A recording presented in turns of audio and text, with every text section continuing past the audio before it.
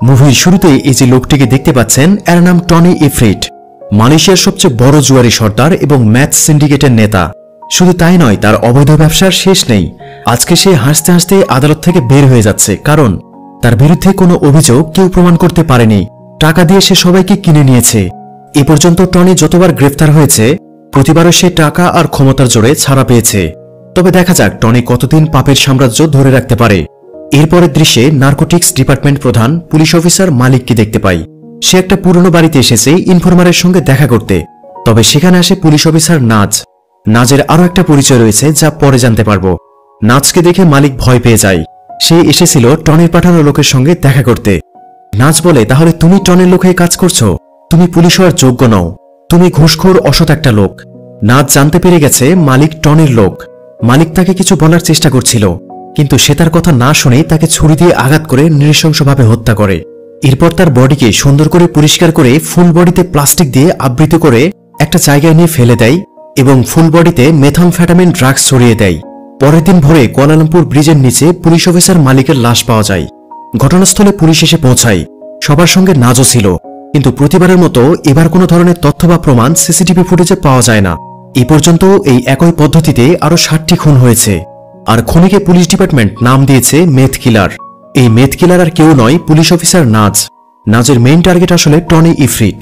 সে টনিকে ধ্বংস করতে চায় আর তাই একে একে ওর সব লোকদের মেরে ফেলছে।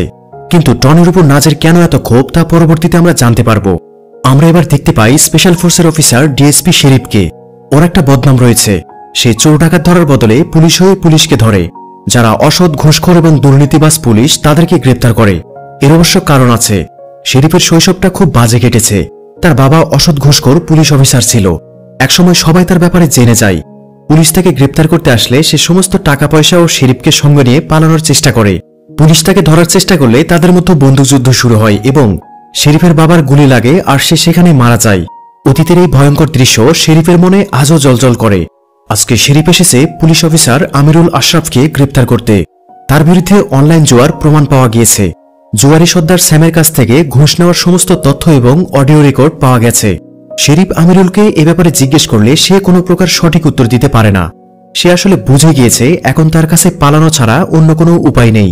পালানোর বৃথা চেষ্টা করে লাভ হয় না। শেরিফ তাকে গ্রেপ্তার করে। আমিরুল রাগে ফেটে পড়ে। পরবর্তীতে আকুতি করেও লাভ হয় না। শেরিফের হাত থেকে কেউই পালাতে পারে না আর সবশেষে অনলাইন জুয়া অপারেশন কেসটি সলভ হয়। এদিকে টনিকে ধরার দায়িত্ব দেওয়া হয়েছে পুলিশের নার্কোটিক্স ডিপার্টমেন্টকে। এখন এই কেসটির দায়িত্বে রয়েছে অফিসার হাফসাম আর প্রধান সহকারী ছায়া। সে অত্যন্ত সৎ পুলিশ অফিসার এবং আইনের প্রতিটা রুলস সে মেনে চলে। ছায়া এবং নাজ দুই ভাই বোন। বর্তমানে দুজনেই একই ডিপার্টমেন্টে কাজ করছে। তবে ছায়া জানে না নাজ ওই মেথ কিলার। নার্কোটিক ইউনিটের আরও 3 জন অফিসার হল নাগা, ফারুক এবং হং। অফিসে সবাই টনির কেস নিয়ে আলোচনা করছিল। ছায়া মালিকের মৃত্যুতে বেশ হতাশ হয়েছে। অবশ্য বাকি কারো তেমন কিছু যায় আসে না। নাগা তার ইনফরমারের কাছ থেকে টনির নতুন ডান হাত কাপাকের খোঁজ পেয়েছে। নাজ তীক্ষ্ণ দৃষ্টিতে কাপাকের ছবির দিকে তাকিয়ে থাকে। সেই মুহূর্তে হাফসাম নতুন একজন অফিসারের সঙ্গে তাদের পরিচয় করিয়ে দেয়। এএসপি জেনিফার অর্থাৎ জেনি D1 স্পেশাল ডিটেকটিভ ব্রাঞ্চের পুলিশ অফিসার। উপরমহল থেকে মেথ কিলারকে ধরার দায়িত্ব তাকে দেওয়া হয়েছে। যেহেতু টনির কেসের সঙ্গে মেথ কিলার ওতপ্রোতভাবে জড়িত, জেনি পুরো কেসটা নিয়ে ডিটেইলসে তাদের সঙ্গে আলোচনা করে। মোট 8 জন ভিকটিমের মধ্যে শুধু মালিক ছাড়া 7 জনই ছিল টনির লোক। ফরেন্সিক ডিপার্টমেন্ট এটা নিশ্চিত করেছে খুনের পর যে মেথামফেটামিন ড্রাগস ইউজ করা হয় সেটা টনি ইফরিটের কারখানার। মালয়েশিয়ার সংবাদ মাধ্যমে এখন একটা খবরই প্রচারিত হচ্ছে, কে এই সিরিয়াল কিলার এবং কে এই মেথ কিলার। টনি নিজেও এখন টেনশনে পড়ে গেছে। হন্য হয়ে মেথ কিলারকে খুঁজছে। টনি তার একজন লোককে উল্টো করে ঝুলিয়ে টর্চার করছিল। সেদিন মালিকের সঙ্গে এই লোকের দেখা করার কথা ছিল, কিন্তু সে যায়নি কারণ কেউ তাকে কল করে বলেছিল মালিকের সঙ্গে দেখা না করতে। আর এটা নাকি টনির আদেশ। টনি এতে আরও রেগে যায় আর নৃশংসভাবে লোকটাকে হত্যা করে এবং কাপাককে নির্দেশ দেয় নার্কোটিক্স ইউনিটের প্রতিটা পুলিশ অফিসারের উপর নজর রাখতে। কাপাক ওর দলের 3 জনের সঙ্গে দেখা করে সকল পুলিশ অফিসারদের ডিটেলস দেয় আর তাদেরকে 24 ঘন্টা ফলো করতে বলে। নাজ বেশ টেনশনে ছিল। বলা যায় সে কোনো ট্রমার মধ্যে দিয়ে যাচ্ছিল। যখন সে ওয়াশরুমে ফ্রেশ হচ্ছিল তখন সে একটি রক্তাক্ত মেয়েকে কল্পনায় দেখতে পায়। মেয়েটা তাকে বলে, কিছুই ঠিক হবে না নাজ, তুমি যা করছো ঠিক না। আসলে কে এই মেয়ে, তার এই অবস্থার জন্য কে দায়ী, নাজের সঙ্গে তার কিসের সম্পর্ক, সবকিছুই আমরা ধীরে ধীরে জানতে পারবো। ছায়ার ডাকে সে বেরিয়ে আসে। নাজ তাকে এক জায়গায় ড্রপ করে দেয়। সায়ার সঙ্গে একটা কালো ব্যাগ ছিল এবং সে ব্যাগটাকে নির্দিষ্ট স্থানে পৌঁছে দেয়। কাপাক গাড়িতে বসে পুলিশ অফিসারদের উপর নজর রাখছিল। ঠিক সেই সময় নাজ কালো হুডি আর মাস্ক পরে তার গাড়িতে ঢুকে তার মাথায় বন্দুক ধরে বলে সেই পুরনো বাড়িতে নিয়ে যেতে। নাজ কাপাককে সেখানে নিয়ে প্রচন্ড টর্চার করে আর ছুরি দিয়ে আঘাত করতেই থাকে টনির আস্তানা কোথায় সেটা জানার জন্য। কাপাক বাধ্য হয়ে সব বলে দেয় আর নাজ আগের সবার মতো তাকেও হত্যা করে বডির উপর মেদ ছড়িয়ে দেয়। পরবর্তীতে তার গাড়ির উপরেই তার লাশ রেখে দেয়। পরের দিন কাপাকের লাশ পাওয়া যায়।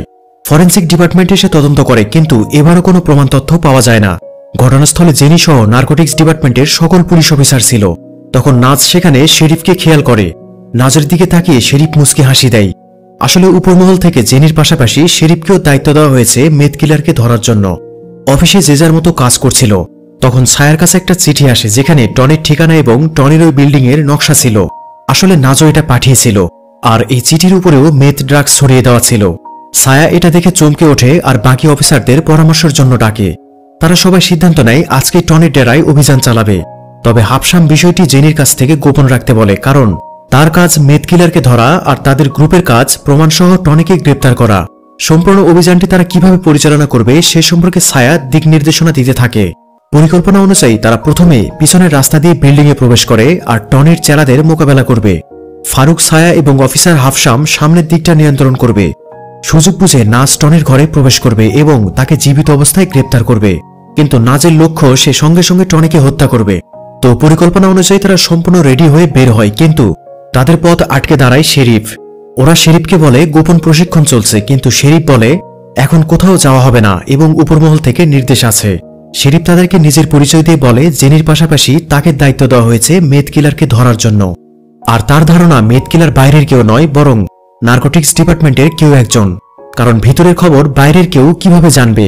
শেরিফ তাদের বলে ড্যানিয়েল নামের এক সিরিয়াল কিলার 1998 সালে মাদকের সঙ্গে যুক্ত 9 জনকে হত্যা করেছিল এবং খুনের শেষে তাদের বডিতে মেথামফেটামিন ড্রাগস ছড়িয়ে দিত। আর মেথ কিলার ঠিক একই পদ্ধতিতে খুনগুলো করেছে। তবে ড্যানিয়েল সেই সময় ধরা পড়ে এবং তার ফাঁসি হয়। তবে মৃত্যুর আগে সে সবাইকে বলেছিল মাদকের সঙ্গে যে জড়িত এবং দুর্নীতিগ্রস্ত তার মৃত্যু হওয়া উচিত। শেরিফের ওই ডিপার্টমেন্টের সবার রেকর্ডস পড়ার পরে মনে হয় মেথ কিলার তাদের এই ডিপার্টমেন্টেরই কেউ। এরপর সে আর জেনি একে একে সবার জিজ্ঞাসাবাদ শুরু করে 28 জুন রাতে সবাই কোথায় ছিল এবং কি করেছিল যে রাতে মালিক খুন হয়। সবাই নিজেদের অবস্থানের কথা জানায়। আবার সিসিটিভি ফুটেজে দেখা যায় 4 মে মালিকের রুমে যায় আর মালিক ছায়াকে জ্যাকেট খুলতে বলে সিসিটিভি অফ করে দেয়। 15 মিনিট সিসিটিভি অফ ছিল। ছায়া বলে তার একটা গোপন কেস নিয়ে কথা বলছিল, কিন্তু বিষয়টি জেনির কাছে সন্দেহজনক লাগে। সে ছায়ার কথা বিশ্বাস করে না। জিজ্ঞাসাবাদের পর তেমন বেশি কিছু জানা যায় না, তাই শেরিফ সবাইকে সন্দেহের তালিকায় রাখে। জিজ্ঞাসাবাদ শেষে তারা তাদের অভিযান শুরু করে, কিন্তু টনির আস্তানায় গিয়ে তারা কাউকেই পায় না, অর্থাৎ সবাই পালিয়েছে। একটা রুমে আওয়াজ পেলে সেখানে গিয়ে দেখে শেরিফ এসে হাজির। শেরিফের জন্যই আজ তাদের অপারেশন ফেল হয়েছে। নাজ প্রচন্ড রেগে যায়, তবে হাফসাম তাকে থামিয়ে দেয়। এরপর যে যার মতো চলে যায়। এদিকে টনি তার সবকিছু গুছিয়ে অন্য জায়গায় শিফট করেছে, কিন্তু তাড়াহুড়োয় তারা টাকার মেশিন আনতে পারেনি। এজন্য সে নিজের লোকেদের উপর ভীষণ রেগে গেছে। তবে আজকে যে টনির ওখানে অভিযান চালানো হবে সেটা আগে থেকে কেউ তাকে জানিয়ে দিয়েছিল। এটা স্পষ্ট ডিপার্টমেন্টে এমন কেউ আছে যে টনির হয়ে কাজ করছে এবং সমস্ত গোপন খবর টনিকে দিচ্ছে। মেথ কিলারের জন্য টনির ব্যবসার 12টা বেজে গেছে। আজকে অফিসে সবাই শেরিফকে নিয়ে আলোচনা করছে। মূলত তার উপর সবাই রেগে আছে। নাগা তাদের একটা খবর দেয় যে শেরিফ সকাল থেকে বারবার টয়লেটে যাচ্ছে। সবাই তার পিছু গিয়ে দেখে সে ড্রাগস জাতীয় কিছু নিচ্ছে। এটা যেন অফিসারদের কাছে সুবর্ণ সুযোগ। তৎক্ষণাৎ তারা শেরিফকে গ্রেপ্তার করে, কিন্তু জেনে এসে বলে সে মাইগ্রেনের ওষুধ নিচ্ছিল। শেরিফ হাসতে থাকে আর বলে আমি দেখতে চাইছিলাম যে কে আমাকে গ্রেপ্তার করার জন্য ডেসপারেট হয়ে আছে, তাই সে টয়লেটে গিয়ে ওষুধ নিচ্ছিল। আসলে সে শুরু থেকে নাজকে সন্দেহ করেছিল আর আজ নাজও শেরিফকে গ্রেপ্তার করতে মরিয়া ছিল। এরপর শেরিফকে ছেড়ে দেওয়া হয়। রাতে নাজ বেলকনিতে দাঁড়িয়ে সিগারেট খাচ্ছিল। নিচে গাড়িতে একটা ছেলে তার উপর নজর রাখছিল, যাকে আমরা কাপাকের সঙ্গে দেখেছিলাম। ছেলেটির নাম ডাউস। আসলে সে নাজের সহকারী, কিন্তু টনির হয়ে কাজ করছিল সব খবরাখবর নাজকে দেওয়ার জন্যই। তবে সে নিজেও টনির আসল ঠিকানা জানে না। নাজ নিচে নেমে আসে আর গাড়িতে উঠে বসে। শেরিফ এই কেসে হাত দেওয়ায় ডাউস ভয়ে ছিল। সে আর নাজের হয়ে কাজ করতে চাচ্ছিল না, কিন্তু নাজ তাকে বোঝায় যে তারা যা করেছে সব ঠিক আর তাকে একটা চিঠি পড়তে দিয়ে চলে যায়। পরের দিন নাজকে জিজ্ঞাসাবাদের জন্য ডাকা হয়। শেরিফ জেনিকে ডিটেলস বলতে বলে। তখন প্রজেক্টরে একটা মেয়েকে দেখানো হয়। এই সেই মেয়ে যাকে নাজ কল্পনায় দেখতে পেত। সে ছিল নাজের গার্লফ্রেন্ড সিজা। সে তাকে প্রচন্ড ভালোবাসত। জেনি বলে সাব ইন্সপেক্টর সিজা গত বছর একটা গোপন মিশনে নিহত হয়। শেরিফ নাজকে বলে সিজা তোমার গার্লফ্রেন্ড আর ওর জন্য তুমি অফিসার মালিককে হত্যা করেছো, তাই না? কিন্তু নাজ সম্পূর্ণ বিষয়টি অস্বীকার করে এবং তাদের প্রমাণ দেখাতে বলে। এরপর জেনি প্রজেক্টর একটা ভিডিও চালিয়ে দেয়। ভিডিওতে টনি ও তার লোকেরা সিজাকে প্রচন্ড টর্চার করছিল। সবাই মিলে পালাক্রমে ধর্ষণ করে সিজাকে হত্যা করে। নাজের প্রতিক্রিয়া দেখার জন্যই জেনি ভিডিওটি চালিয়েছিল। এরপর ছায়া ভিডিওটি অফ করতে বলে। নাজ একদম স্থির হয়ে বসেছিল, তার মুখে কোনো প্রতিক্রিয়া ছিল না। আসলে নিজের গার্লফ্রেন্ডের সঙ্গে হওয়া অন্যায়ের বদলা নিতেই নাজ আজকে মেথ কিলার। যারা সিজাকে ধর্ষণ করেছিল তাদের কাউকেই সে ছাড়বে না। শেরিফ নাজের ধৈর্যের অনেক প্রশংসা করে। সেই সময় নাগা এসে খবর দেয় আরেকটি লাশ পাওয়া গেছে। সবাই মিলে ঘটনাস্থলে পৌঁছে যায়। ডিএনএ টেস্টের জন্য সেটা পরীক্ষা করতে পাঠানো হয়। তবে এটা ঠিক এই খুনটি নাজ করেনি, কারণ সে সকাল থেকে অফিসেই ছিল। আসলে এই হত্যাটি ডাউস করেছে, যেন নাজের উপর থেকে শেরিফের সন্দেহ দূর হয়। তখনই এক কনস্টেবল দৌড়ে এসে সংবাদ দেয় এক জায়গাতে সন্দেহভাজন এক ব্যক্তিকে আটক করা হয়েছে। হতে পারে সেই মেথ কিলার। শেরিফ সেখান থেকে সরাসরি বেরিয়ে পড়ে। এরপর বাকিরাও রওনা দেয়। ডাউসকে পুলিশ আটকানোর চেষ্টা করছে, কিন্তু পারে না। সে একটা কার নিয়ে বেরিয়ে পড়ে। পেছনে ধাওয়া করছে শেরিফ ও নাজের কার, আর সঙ্গে তো লোকাল পুলিশের গাড়ি ছিলই। শেষ পর্যন্ত শেরিফ ডাউসকে আটক করে। পুলিশ স্টেশনে শেরিফ এবারও একটা চালাকি করে। সে কিছুতেই বিশ্বাস করছিল না ডাউস মেথ কিলার, তাই সে চালাকি করে নাজকে পাঠায় ডাউসের জিজ্ঞাসাবাদের জন্য। ইনভেস্টিগেশন রুমে নাজ ডাউসকে একের পর এক প্রশ্ন করতে থাকে, আর বাইরে থেকে শেরিফ জেনি সহ সবাই তাদের উপর নজর রাখছিল। নাজ তাদের আড়ালে হাতের ইশারায় ডাউসকে চুপ থাকতে বলে, কিন্তু ডাউস বেচারা অত্যাধিক পরিমাণে ঘাবড়েছিল। সে প্রচন্ড ভয় পাচ্ছিল। সে যখন কিছু বলতে যাচ্ছিল তখন নাজ আচমকা তার উপরে অ্যাটাক করে। সবাই তাকে থামাতে যায়, আর এই সুযোগে ডাউস শেরিফের উপর আক্রমণ করে ওইখান থেকে বের হওয়ার চেষ্টা করে। তখন ফারুক তার উপর গুলি চালিয়ে দেয়। এতে শেরিফ রেগে যায় এবং ডাউসকে হসপিটালে পাঠানো হয়। সিন শিফট হলে দেখা যায় টনের আস্তানায় কয়েকটা বাচ্চা টনের সেবা করছিল। বেশ কয়েকজন বাচ্চা টনের কাছে ছিল। সে তাদের উপর অমানবিক নির্যাতন চালাতো আর ওদেরকে দিয়ে ড্রাগস বিক্রি করাতো। অন্যদিকে শেরিফ আর্জেন্ট সবাইকে ডাকে। সবার সামনে সে তার দুজন সহকারীকে কারাগারে বন্দী করে বলে, আমার লোকেরা আজ রাতে তোমাদের উপর নজর রাখবে না। কেউ শেরিফের কথা বুঝতে পারছিল না। এবার শেরিফ তাদেরকে কিছু শকিং নিউজ দেয়। সে জানায় ডেথ বডিতে যে মাংসের চিহ্ন পাওয়া গেছে সেটা ডাউসের। হাফসাম বলে, তাহলে ডাউস মেথ কিলার। কিন্তু শেরিফ বলে, না, মেথ কিলার আমাদের মধ্যে আছে। শুধু তাই নয়, আমাদের মধ্যেও একজন বিশ্বাসঘাতক আছে যে টনের হয়ে কাজ করে। বাস্তবিকভাবে ওই ডিপার্টমেন্টে টনের দুজন গুপ্তচর ছিল। এদের মধ্যে একজন হলো জেনি। শেরিফ সবার উদ্দেশ্যে বলে, তোমাদের বসকে বলো আমার সঙ্গে ডিল করতে, আমি মেথ কিলারকে খুঁজে পেয়েছি। এরপর জেনিকে টনের লোকেরা তার ডেরায় নিয়ে যায়। জেনির একটি ছেলে রয়েছে। যদি সে টনের হয়ে কাজ না করে তাহলে টনের লোকেরা তার ছেলেকে মেরে ফেলবে। বলা যায় বাধ্য হয়ে সে টনের কাজ করছে। জেনি টনেকে জানায় ছায়া মেথ কিলার হতে পারে, কারণ সে কিছু একটা গোপন করছে। আর শেরিফের আসতে যাওয়ার কথাও টনিকে জানায়। এরপর আবার জেনিকে মুখোশ পরে বাইরে ছেড়ে দেওয়া হয়, যেন কেউ কখনো টনের ঠিকানা না পায়। এদিকে নাজ সেই পুরনো বাড়িতে যায় যেখানে সে সবগুলো হত্যা করেছিল। সে ওই বাড়িতে থাকা সমস্ত প্রমাণ আগুনে পুড়িয়ে দেয়। বাসায় ফিরে নাজ দেখতে পায় ছায়া ও শেরিফ দুজনে তার জন্য অপেক্ষা করছে। ছায়া 4 মে অফিসার মালিকের সঙ্গে কি কথা বলেছিল সেই অডিও রেকর্ড নাজকে শোনায়। আসলে মালিক অসৎ পুলিশ অফিসার ছিল না। হ্যাঁ, এটা ঠিক, সে টনির হয়ে কাজ করছিল এবং ওর থেকে ভালো অ্যামাউন্টের টাকা নিচ্ছিল। তবে সেটা শুধুমাত্র টনির ঠিকানা জানার জন্য। সেদিন সে এইসব কথাগুলোই ছায়াকে জানায় আর তার জ্যাকেট খুলতে বলে, কারণ তার সন্দেহ হয়েছিল কেউ তাদের কথা শুনছে। তবে মালিক বুঝতে পেরেছিল মেথ কিলার তাকে হত্যা করতে পারে, আর তার যদি কিছু হয়ে যায় এজন্য সে এই রেকর্ডার, টনের বিরুদ্ধে কিছু প্রমাণ আর কালো ব্যাগ ভর্তি টাকা স্পেশাল ব্রাঞ্চের কাছে পৌঁছে দেওয়ার দায়িত্ব ছায়াকে দেয়। আর মালিকের মৃত্যুর পর ছায়া এই কাজটি করে। ছায়ার দেওয়া তথ্যের ভিত্তিতেই স্পেশাল ব্রাঞ্চ থেকে আইজিপি এই কেসটি তদন্তের জন্য শেরিফকে পাঠায়।